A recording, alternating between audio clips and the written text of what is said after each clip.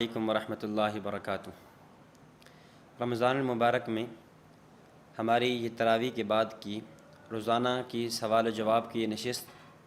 جس میں دنیا بھر سے مختلف حضرات اور خواتین کی طرف سے ہمیں جو سوالات موصول ہوتے ہیں ہم ان کے جوابات دیتے ہیں۔ تو آج کی ہماری یہ نشست انہی سوالات کے جوابات پر مشتمل ہے، جس میں پہلا سوال ہے، پشاور سے احمد خان سوال کرتے ہیں کہ کیا عید کی نماز فجر کے بعد پڑھ سکتے ہیں؟ عید کی نماز فجر کے فوراً بعد تو نہیں پڑھ سکتے۔ عید کی نماز کا وقت وہ اشراق کے بعد ہے۔ سورج طلوع ہونے کے 15 منٹ بعد جو نماز پڑھی جاتی ہے اس کو اشراق کہتے ہیں، اور اشراق کی نماز کے بعد پھر عید کا وقت شروع ہوتا ہے۔ اس وقت عید کی نماز پڑھ سکتے ہیں، اس سے پہلے عید کی نماز پڑھنا جائز نہیں ہے۔ اگلا سوال فیصل بھٹی سوال کرتے ہیں کہ کیا مسنون اعتکاف میں نہانا جائز ہے؟ اگر مسنون اعتکاف میں آدمی کو جنابت کی حاجت ضرورت پیش آ جائے، احتلام ہو جائے، تو اب اس صورت میں نہانا ضروری ہے، اس لیے وہ فوراً مسجد سے نکلے اور غسل جنابت کرے۔ لیکن اگر کوئی آدمی ٹھنڈک کے لیے یا محض صفائی اور ستھرائی کے لیے غسل کرنا چاہتا ہے تو غسل کے لیے اسپیشل مسجد سے نکلنا جائز نہیں ہے۔ البتہ اس کی ایک صورت یہ بھی ہے کہ جب آدمی قضاء حاجت کے لیے جائے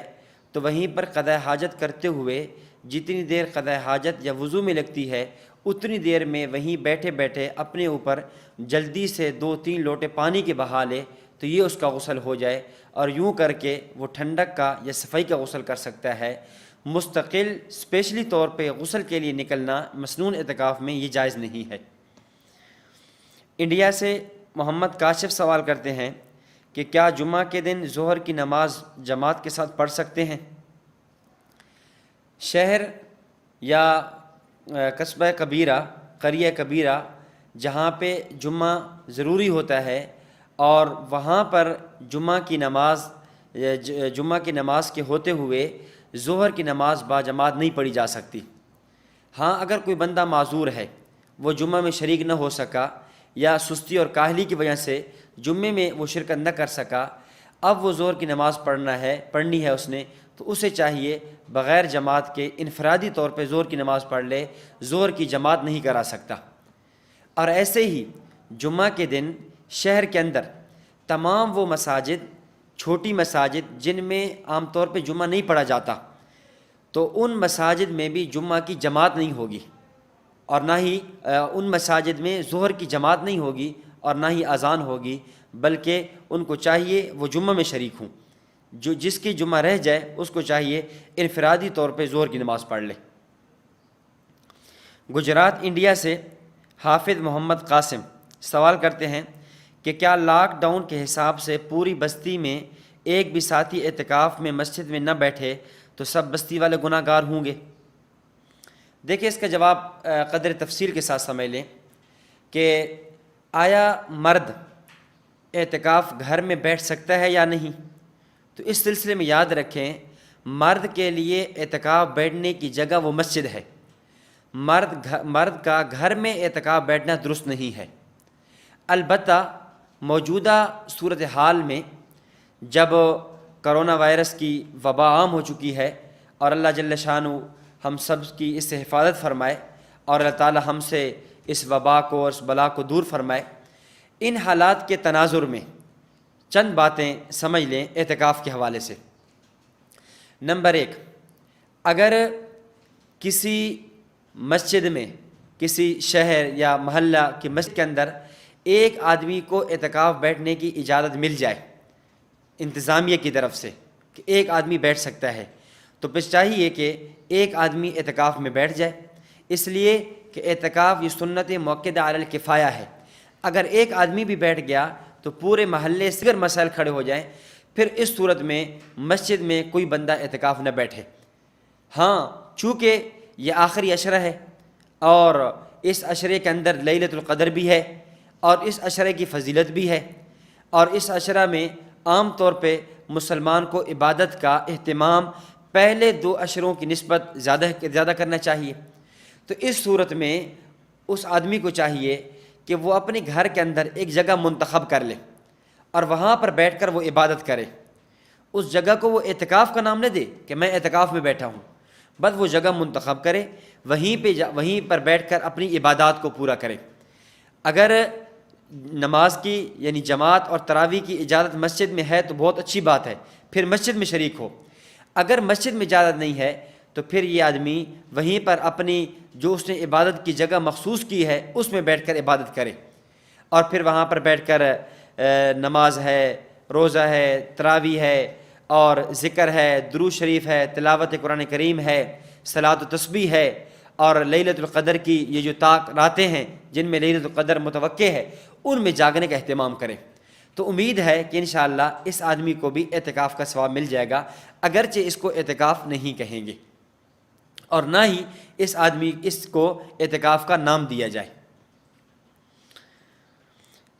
کرناک انڈیا سے قاسم احمد سوال کرتے ہیں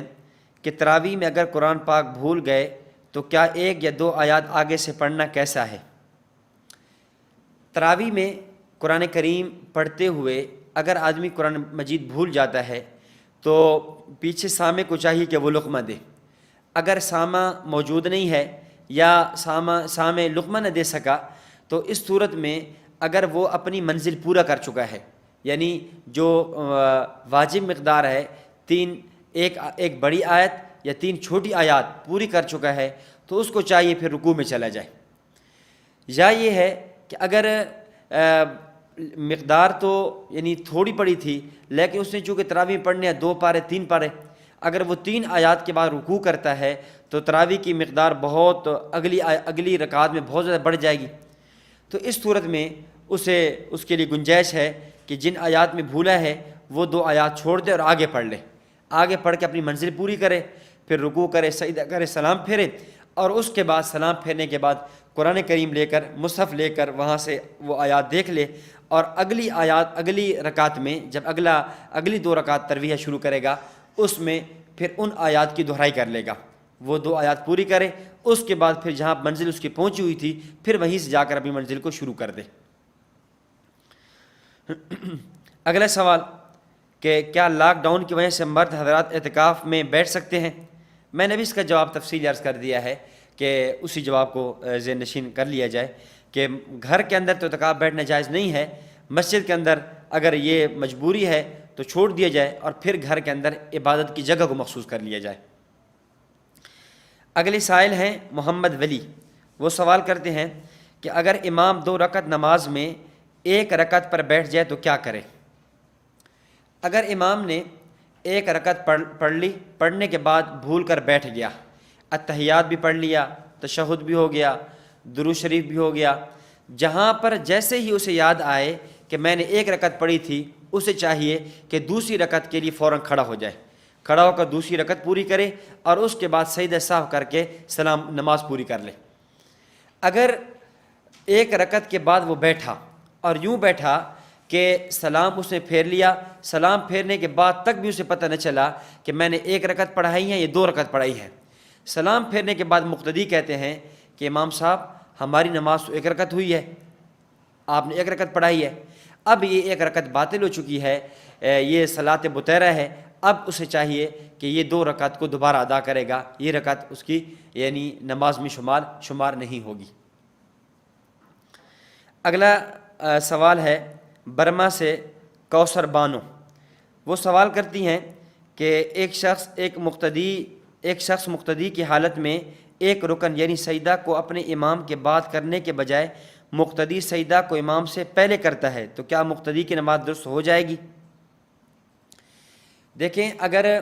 تو مقتدی امام سے پہلے رکن میں چلا گیا، پورا رکن یعنی امام ابھی رکوع میں تھا کہ مقتدی سجدے میں پہنچ گیا، اس صورت میں تو مقتدی کی نماز فاسد ہے. اور ایک یہ ہے کہ امام بھی سجدے میں تھا، مقتدی بھی سجدے میں تھا، لیکن امام کے سر اٹھانے سے پہلے مقتدی نے تھوڑی دیر پہلے سر اٹھا لیا، یعنی امام سے جلد بازی کر گیا.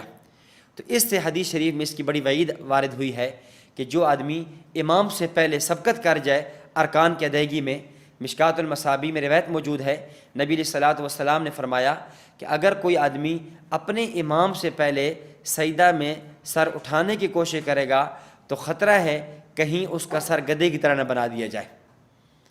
تو اس حدیث کی شرح میں امام المحدثین علامہ حضرت انور شاہ کشمیری رحمۃ اللہ علیہ فرماتے ہیں کہ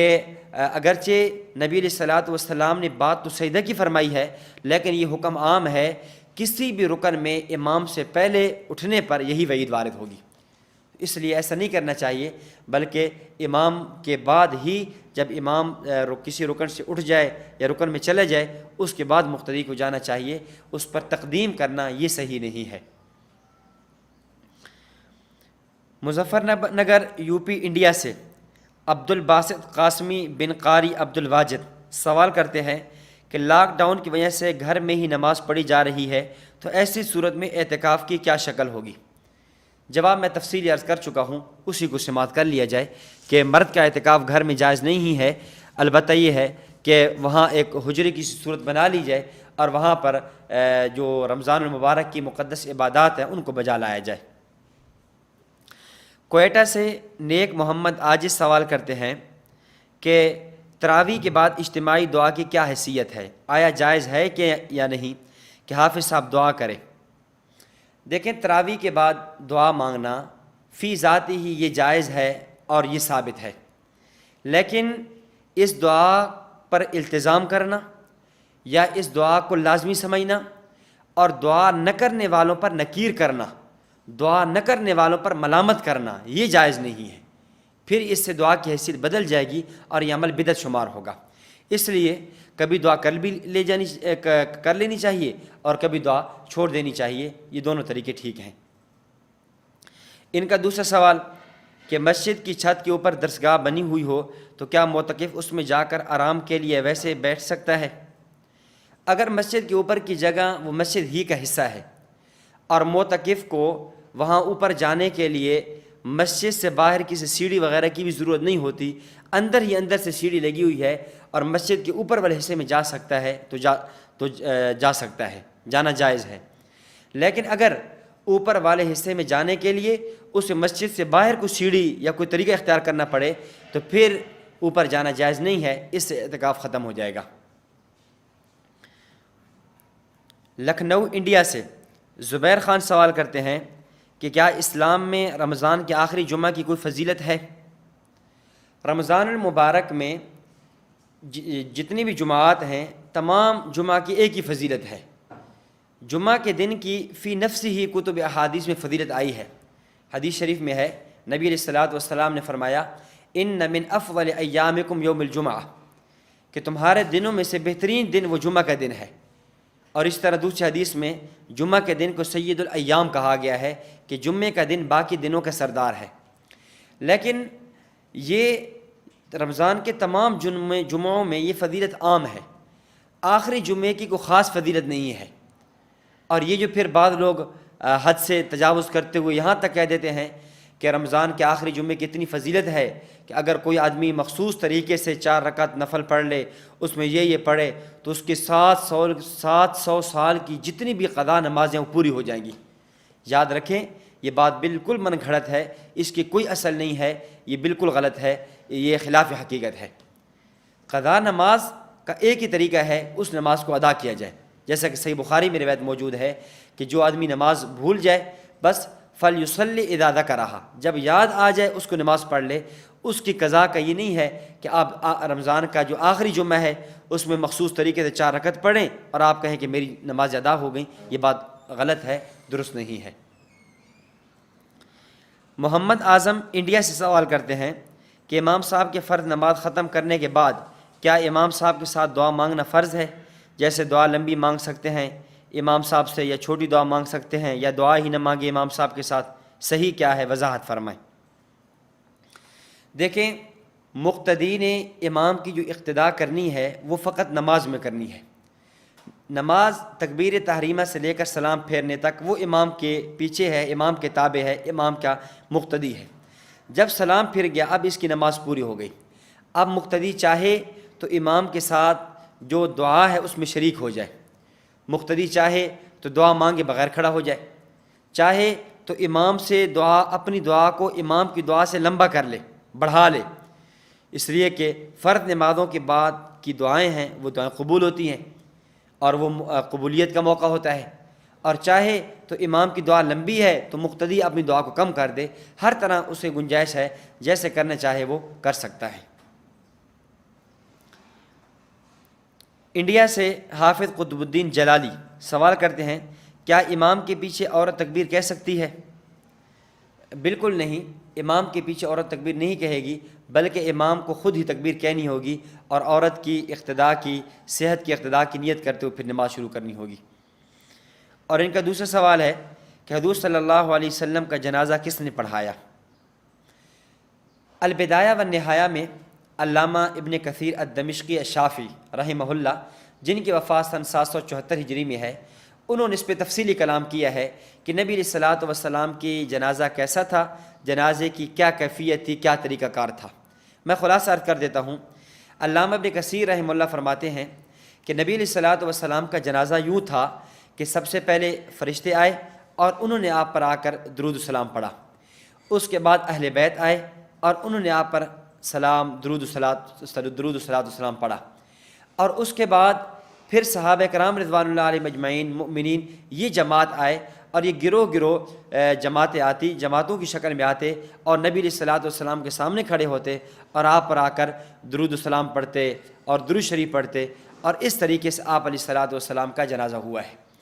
یہ جو عام طور پہ یعنی امتی کا جنازہ ہے، وہ طریقہ کار نہیں ہے کہ ایک آدمی جنازہ پڑھاتا ہے، بلکہ نبی علیہ الصلوۃ والسلام کا جنازہ مختلف تھا،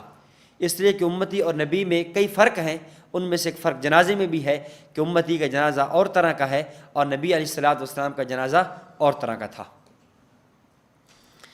عبید الرحمن انڈیا سے سوال کرتے ہیں کہ اگر روزہ کی حالت میں قے آ گئی اور خود بخود اندر چلی گئی تو کیا روزہ ٹوٹ جائے گا یا نہیں؟ اگر روزہ کی حالت میں خود بخود قے آ جائے تو اس صورت میں روزہ نہیں ٹوٹتا۔ اگر روزہ کی حالت میں قے بندہ جان بوجھ کے کرتا ہے اور منہ بھر کے قے آتی ہے، اس سے روزہ ٹوٹ جاتا ہے، اور پھر اس صورت میں اس پہ قضا ہوگی، کفارہ نہیں ہوگا۔ اگلا سوال، اگر نماز تراویح میں عورت بھی شامل ہو تو عورت کی الگ سے نیت کرنی ہوگی یا مقتدی کی نیت میں بھی عورتیں بھی شامل ہو جائیں گی یا نہیں؟ بس امام کو چاہیے کہ اپنے پیچھے جتنے بھی مقتدی ہیں مطلقاً نیت کر لے کہ میں تراویح میں اپنے تمام مقتدیوں کی، عام ہے کہ وہ مرد ہوں یا عورتیں ہوں یا بچے ہوں، میں ان سب کی نیت کرتا ہوں، تو یہ اس کی تمام کی طرف سے نیت کافی ہو جائے گی۔ انڈیا سے محمد اویس سوال کرتے ہیں، اللہ تعالیٰ کی صفاتی نام کے ساتھ عبد لگا کر جو نام رکھا جاتا ہے، مثلاً عبد الرحمن، عبداللہ، تو کیا اس سے پہلے محمد لکھ سکتے ہیں؟ اس میں کچھ حرج تو نہیں ہے؟ جی ہاں، کوئی حرج نہیں ہے، لکھ سکتے ہیں محمد عبد الرحمن، محمد عبد الصمد، محمد عبد القدوس، اس میں کوئی حرج نہیں، لکھا جا سکتا ہے۔ مقبوضہ کشمیر سے طالب حسین سوال کرتے ہیں، اگر کوئی ایسا تعویذ دیتا ہو جس میں کفر کے نام لکھے ہوئے ہوں تو ایسے شخص سے تعویذ لے سکتے ہیں؟ یاد رکھیں تعویذ کے بارے میں، ایسا تعویذ جو کفریہ اور شرکیہ کلمات پر مشتمل ہو، یا ایسا تعویذ جس کو نجاست سے لکھا گیا ہو، شراب سے، پیشاب پاخانہ سے اور اسی طرح گندی چیزوں سے، تو اس طرح کے تعویذ کو استعمال کرنا جائز نہیں ہے، اور نہ ہی ایسا آدمی جو اس طرح کی تعویذ دے اس سے ایسے تعویذ کو لینا جائز ہے۔ ہاں، ایسا تعویذ جس میں کلمات صحیح ہوں، قرآن کریم، احادیث، شریعت کے مطابق ہوں، وہاں پر ایسی چیزیں نہ لکھی گئی ہوں جو اسلامی تعلیمات کے مخالف ہوں، اور نہ ہی اس پہ لکھنے میں کسی نجس اور ناپاک چیز کو استعمال کیا گیا ہو، تو ایسے تعویذ کا استعمال کرنا فی ذات ہی یہ جائز ہے۔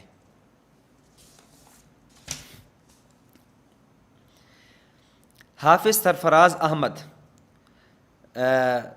انڈیا سے سوال کرتے ہیں کہ فرض نماز میں مقتدی سورہ فاتحہ پڑھیں گے یا نہیں؟ فرض نماز میں مقتدی سورۃ الفاتحہ نہیں پڑھیں گے، اس لیے کہ قرآن کریم میں اللہ جل شانہ فرماتے ہیں وَإِذَا قُرِئَ الْقُرْآنُ فَاسْتَمِعُوا لَهُ وَأَنصِتُوا لَعَلَّكُمْ تُرْحَمُونَ۔ جب قرآن کریم پڑھا جائے تو بس تمہیں چاہیے تم توجہ سے کان لگا کر خاموشی سے قرآن کریم کو سنو۔ تو اس لیے امام کی قرات جو ہے وہ مقتدی کی قرات ہے، جیسا کہ ابن ماجہ کے اندر روایت موجود ہے، نبی علیہ الصلوۃ والسلام نے فرمایا من کان لہ امام فقراءۃ الامام لہ قراءۃ، جس آدمی کا امام موجود ہے بس امام کی قرات وہ مقتدی کی قرات ہے، امام کی قرات مقتدی کی قرات کو کافی ہو جائے گی، مقتدی کو مستقلاً قرات کرنے کی ضرورت نہیں ہے۔ انڈیا سے ذلی ہوم سوال کرتے ہیں کہ کیا علیحدہ نماز پڑھنے سے نماز ہو جائے گی؟ بعض لوگ کہتے ہیں کہ علیحدہ نماز پڑھنے سے نماز نہیں ہوتی، اور کچھ لوگ کہتے ہیں نماز ہو جاتی ہے۔ مردوں کے لیے نماز باجماعت پڑھنا یہ واجب ہے، اور عورت کے لیے یہ ہے کہ وہ نماز گھر میں انفرادی طور پہ پڑھے۔ اگر کوئی مرد بغیر کسی عذر شرعی کے جماعت کی نماز کو چھوڑ کر، مسجد کی نماز کو چھوڑ کر گھر میں نماز پڑھتا ہے، اس کی نماز تو ہو جائے گی، اس کا نماز کا فریضہ تو ساقط ہو جائے گا، لیکن جماعت کے چھوڑنے کا گناہ اس کے ذمہ ہوگا۔ کتب احادیث میں جماعت کے ساتھ نماز پڑھنے کی بڑی تاکید اور فضیلت وارد ہوئی ہے،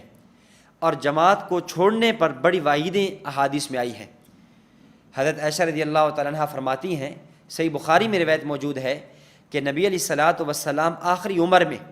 جب آپ علیہ الصلاۃ والسلام کے لیے چلنا مشکل ہو گیا، 2 آدمیوں کے سہارے آپ چلتے ہوئے جا رہے تھے۔ فرمایا کہ تخط رجلاہ فی الارض، نبی علیہ السلام کے پاؤں مبارک زمین پر گھسٹتے ہوئے جا رہے تھے، لیکن پھر بھی آپ جا کر جماعت کی نماز میں جا کر شریک ہوئے۔ اس سے یہ بتانا مقصود تھا کہ جماعت کی اہمیت کتنی ہے۔ اور اسی طرح حدیث میں ہے، مشہور حدیث ہے، آپ نے فرمایا کہ میرا دل کرتا ہے کہ میں کچھ لوگوں کو کہوں وہ ایندھن لکڑیاں جمع کریں،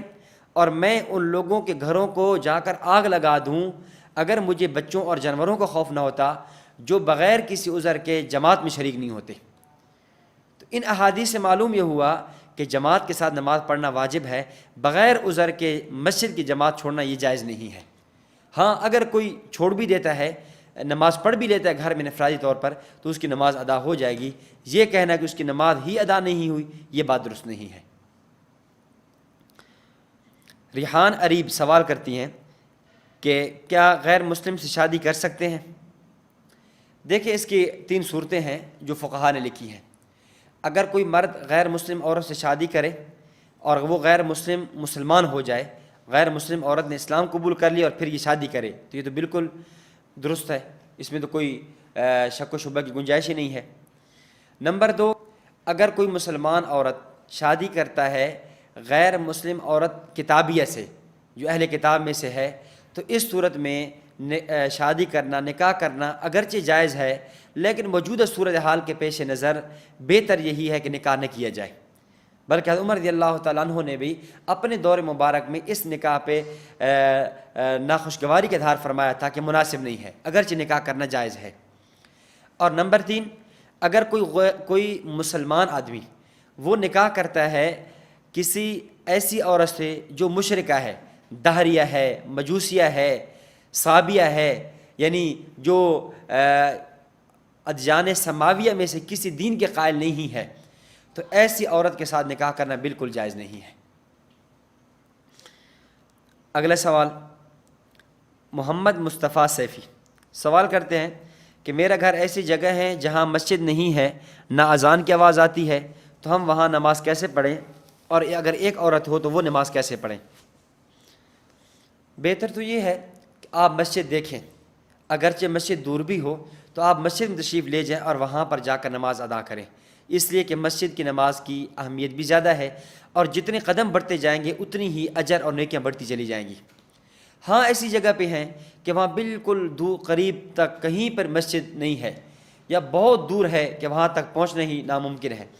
تو یا مشکل ہے، تو اس صورت میں یہ ہے کہ آپ کو چاہیے کسی علاقے کے کسی عالم سے رابطہ کریں، اور وہاں سے آپ ایک کیلنڈر جنتری لے لیں، نقشہ لے لیں نمازوں کے اوقات کا، اور اس سے آپ نمازوں کے اوقات دیکھیں۔ جیسے ہی نماز کا وقت ہو، اور اپنی گھڑی کو بھی صحیح رکھیں، نماز کے اوقات کو دیکھ کر جیسے نماز کا وقت ہو آذان دیں، اور آپ اپنی بیوی کو جو آپ کے بالکل پیچھے کھڑی ہوگی،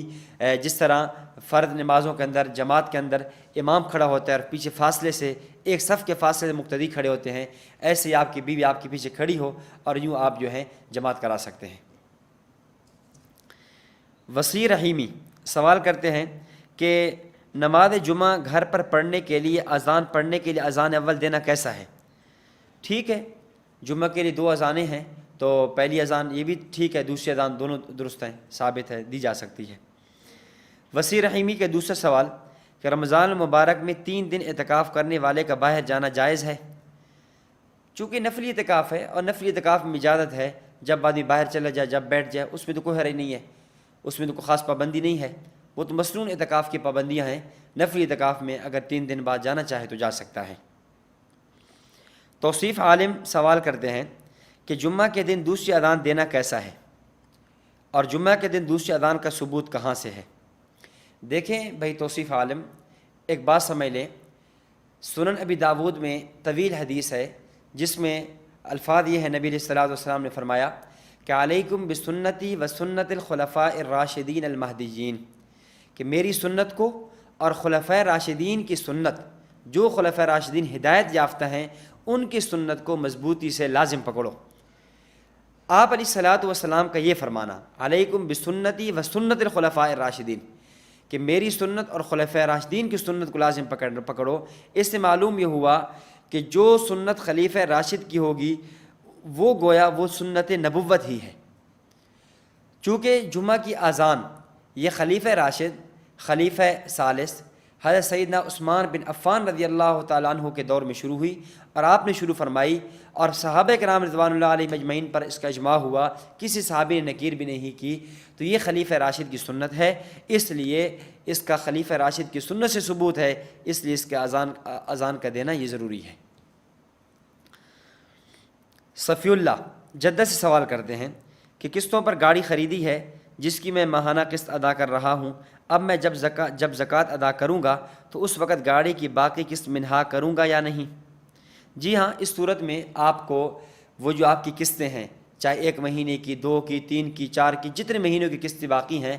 وہ آپ کو اس کے زکوٰۃ کی جو مالیت ہے، کل اثاثہ ہے، اس سے منہا کرنی ہوگی، مائنس کرنی ہوگی، اور جو بقیہ رقم ہوگی اس سے آپ کو زکوٰۃ نکالنی ہوگی۔ مدثر سوال کرتے ہیں کہ صدقہ فطر کے مصارف کون سے ہیں؟ جو مصارف زکوٰۃ کے ہیں وہی صدقہ فطر کے ہیں۔ سورۃ التوبہ میں اللہ رب العزت نے زکوٰۃ کے مصارف کو تفصیل سے بیان کیا ہے، انما الصدقات للفقراء والمساکین والعاملین علیہا والمؤلفۃ قلوبہم وفی الرقاب والغارمین وفی سبیل اللہ۔ فقراء ہیں، مساکین ہیں، یتیم ہیں، مسافر ہیں، مقروض ہیں، تو جو لوگ جن کے اوپر جن کو یعنی صدقہ زکوٰۃ دی جا سکتی ہے، انہی لوگوں کو صدقہ فطر بھی دیا جا سکتا ہے۔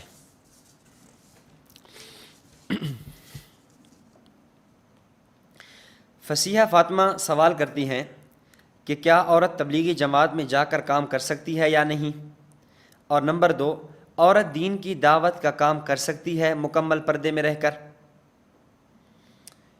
دیکھیں، آپ کے 2 سوال ہیں کہ پہلے سوال کہ کیا عورت تبلیغی جماعت میں جا سکتی ہے؟ یاد رکھیں، تبلیغی جماعت یہ اہل حق کی جماعت ہے، اور تبلیغی جماعت سے اللہ رب العزت نے اس دور میں وہ کام لیا ہے کہ جس کی مثال ہی بڑی مشکل ہے۔ اللہ رب العزت نے تھوڑے ہی عرصے کے اندر اس کام کو بہت عروج بخشا ہے،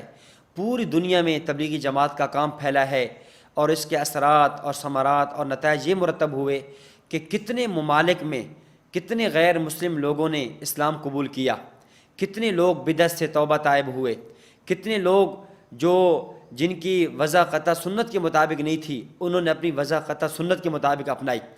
اور کتنے لوگ اسلام میں داخل ہوئے۔ پوری دنیا میں جہاں مساجد نہیں تھی وہاں مساجد بن گئیں، وہاں مدارس بن گئے، اور اللہ رب العزت نے اس کام کو بہت ترقی دی ہے، جو اس کام کی مقبولیت کی دلیل ہے۔ اور ظاہر ہے کہ جس کام میں اپنی جان، اپنا مال، اپنا پیسہ لے کر خرچ کیا جائے تو اس کام کے اخلاص کے اندر کیا تردد ہو سکتا ہے؟ تو اکابرین تبلیغ نے یہ جو عورتوں کا مستورات کا تبلیغی جماعت میں نکلنے کا طریقہ متعین کیا ہے، اور اس کے اندر جو انہوں نے حدود اور شرائط اور قیود کی پابندی لگائی ہے، وہ بڑی شریعت کی حدود میں رہ کر انہوں نے یہ منظم نظام بنایا ہے کہ دیکھیں، کوئی عورت تبلیغی جماعت میں اپنے محرم کے بغیر نہیں جا سکتی، پردے کے بغیر نہیں جا سکتی۔ جس گھر میں انہوں نے جانا ہوگا اس گھر میں بھی مستقل پردے کا انتظام ہوگا، اور عورت کی جو آواز ہوگی وہ باہر مردوں تک نہیں جائے گی۔ اب یہ ساری پابندیوں کے رعایت کرتے ہوئے اکابر تبلیغی جماعت نے یہ جو طریقہ کار مروج کو رائج کیا ہے یہ بالکل درست ہے، اور عورتوں کا تبلیغی جماعت میں جانا بالکل ٹھیک ہے۔ اور پھر بطور خاص ہمارے اس زمانہ میں جب عورت پردے کے ساتھ سکول جاتی ہے، کالج جاتی ہے، یونیورسٹی جاتی ہے، بازار جاتی ہے، کاروبار تجارت کے لیے جاتی ہے، اپنے اعزاء اقارب کو ملنے کے لیے سفر کرتی ہے محرم کے ساتھ، تو اس پہ کوئی اشکال نہیں ہوتا۔ تو پھر یہی عورت جب دین سیکھنے کے لیے پردہ کے ساتھ، محرم کے ساتھ، شریعت کے حدود اور قیود کی رعایت رکھتے ہوئے جب تبلیغی جماعت میں جائے تو پھر اشکال کی کون سی بات ہے؟ اس لیے مستورات کا تبلیغی جماعت میں جانا یہ بالکل درست ہے۔ باقی آپ کا دوسرا سوال کہ کیا عورت دین کی دعوت کا کام کر سکتی ہے مکمل پردے میں رہ کر؟ جی ہاں، جس طرح دین کی دعوت کے کام کی ذمہ داری مردوں پر ہے، ایسے ہی دعوت دین کے کام کی ذمہ داری عورتوں پر بھی ہے۔ البتہ یہ ہے عورت کو چاہیے وہ اپنا یہ کام پردے میں کرے۔ عورت کی شکل و صورت یہ بھی پردہ ہے، عورت کی آواز بھی پردہ ہے، اور عورت کا جو کام ہے اب اس کے کام کی کئی نوعیتیں ہو سکتی ہیں۔ مثلا عورت کوئی تصنیفی شکل میں کام کرے، اب تصنیف لکھ کر وہ امت کے سامنے پیش کر دے، لوگ اس کی اس تصنیف سے فائدہ اٹھاتے رہیں، یا یہ ہے کوئی تحریر لکھ کر، کوئی پوسٹ لکھ کر وہ سوشل میڈیا پہ دے دے، اب اس سے لوگ فائدہ اٹھاتے رہیں،